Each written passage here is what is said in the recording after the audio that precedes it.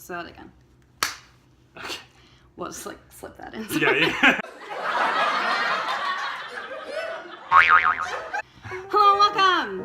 It is Mental Health Week with Belle. Let's talk.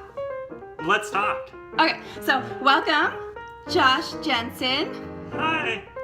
Josh has a Muppet voice, and it is the best thing ever. Wait, like my voice in general is a Muppet voice? Don't you sound like a Muppet? Don't you think you sound like...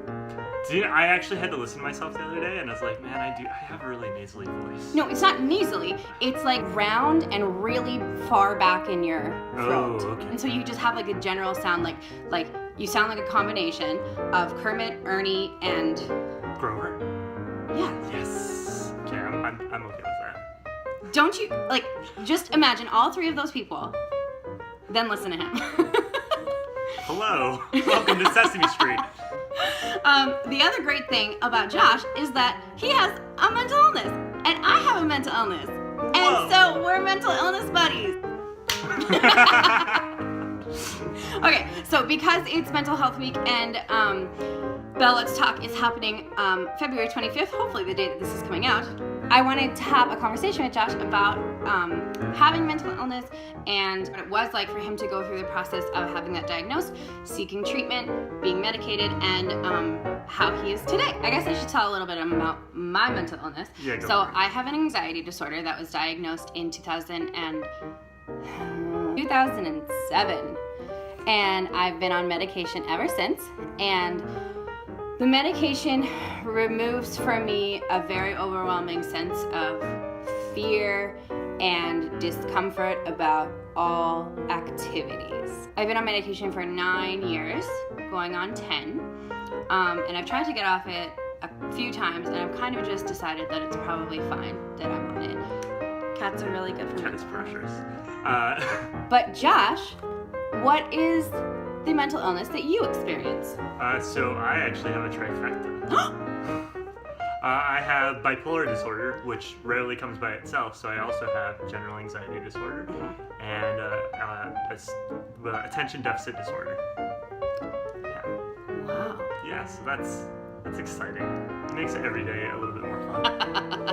Yours is a really complex personality. That's Yeah. what we're bringing to the table. Okay, so when did you seek out a diagnosis for what you were experiencing? I first got involved in my mom sent me to, I think, a psychiatrist back in, I don't know when I was like 8 or something like that. And then I was diagnosed with depression and ADD. So wasn't diagnosed with that and kind of went on and off to counseling and stuff like that for a while. Then it was advised to me by a counselor at one point to just go in and see about, maybe getting medicated and stuff like that. So I went to like a mental health nurse who, and I don't know how it is in other places, but at least in Utah, they can diagnose and prescribe medications and stuff like that. We discussed and stuff like that, and she put forward the idea that maybe I was bipolar. So then she started treating me for that and anxiety disorder, and it's like, oh, hey, how about that? Okay, so quick explanation about bipolar disorder. It is a cognitive deficit in which your brain cannot regulate mood, and so you experience, instead of just experiencing depression, you experience both depression and what's referred to as mania. So you feel very... Well, explain your experience of mania. So it's really easy to identify, depression, because it doesn't feel good, but mania feels awesome. You get this overinflated sense of ego. You just want to do things. You want to talk. You just want to have the floor because you are fantastic and amazing, and you know it. Which makes it really hard to be like, oh, it's not actually how I'm feeling. Yeah. You know what I mean? This is actually a problem, and I've made some really poor decisions as a result of feeling so good. And that was actually really cool, the whole bipolar side. It was awesome to actually get that diagnosis because it's like I could look back and I was like, oh, okay, this makes so much more sense why I was acting like an insane person. Yeah. How old were you when that all came around? When I was 19, that's when I got that diagnosis. Okay, how old are you now? I'm 22. Okay, so like 3 years ago. recent-ish. but long enough that you would have been able to see and feel the differences between how you are now and how you were then. Yeah, absolutely. Can you speak to those who are aware that they have mental health issues but do not want to seek medication? Yeah, medication is an independent choice that you and your doctor need to make and work through and decide if that's the best option for you. But I would really encourage you to, if it's persistent and if it is a problem, to actually go seek that out, because it can be super beneficial. I think we're really cautious about medication because, like, oh, if I'm medicated, I'm actually an insane, crazy person, and I actually can't take care of myself. And it's like, no, this is a manner of taking care of yourself. You wouldn't, we wouldn't tell someone who has diabetes, it's like, oh, don't get insulin. You know what I mean? Like, this you can just regulate. This is the classic comparison. I've said this to so many people. Yeah. Because it's so true. My brain does not naturally produce enough serotonin to keep me at a steady functional level. Yeah, exactly. That is a chemical that I can't make up for with enough exercise, enough water, enough all of these like behavioral things that could improve my well-being. They're not going to make me produce more serotonin. Mm-hmm. And and there are often situations where medication is only needed for a temporary period of time as well. So you're super open with your history of mental health treatment and your current existing mental health issues. Yeah. What do you have to say to people who are aware that they have mental health issues but are too afraid to talk about it? The fear of talking about it is a fear of like being stigmatized and stuff like that. But the less we talk about it, the more likely the stigma is to remain. And if we're just open about it and we can talk about it, the more we can throw away this idea that, everybody's just, a normal human. Every normal human being is just like, hey, I'm hunky-dory all the time and it's all good.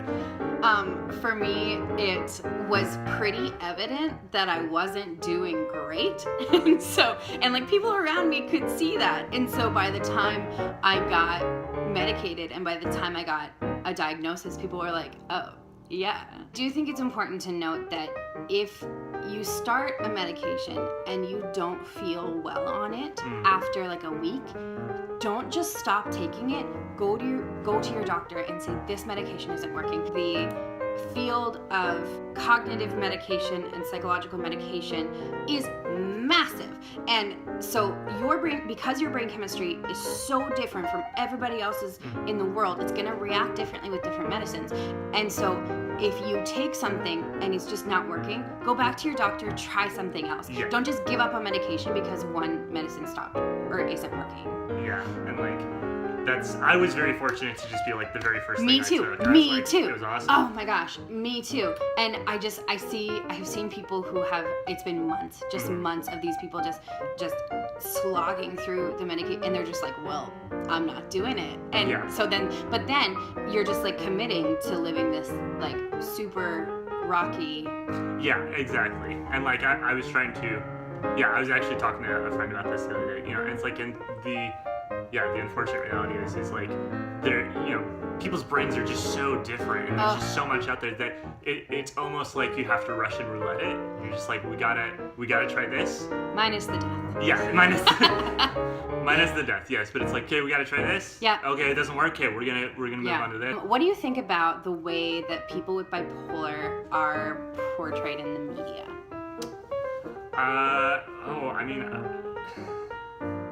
That's hard to really speak on because I honestly don't really feel like I don't really know of any portrayals off the top of my head. Like I know like 6. Okay, well give me one, because maybe I'm just completely oblivious. Sally Fields in ER was the first encounter I ever had with bipolar in the media. Josh's mom in Please Like Me, which if you're not watching that show, it's on Netflix. Watch it now. It is just so lovely. It's an Australian comedy, and it's just the best. It's just the best. Okay, well that's not a great. No, I'm sorry. I was like, how are they portrayed? They're typically portrayed like they're on a roller coaster ride, or what are they portrayed like? I have no idea. Well, I think what is the most interesting, and Please Like Me is actually a really different example because it portrays it so sensitively and so accurately, and which is so much nuance.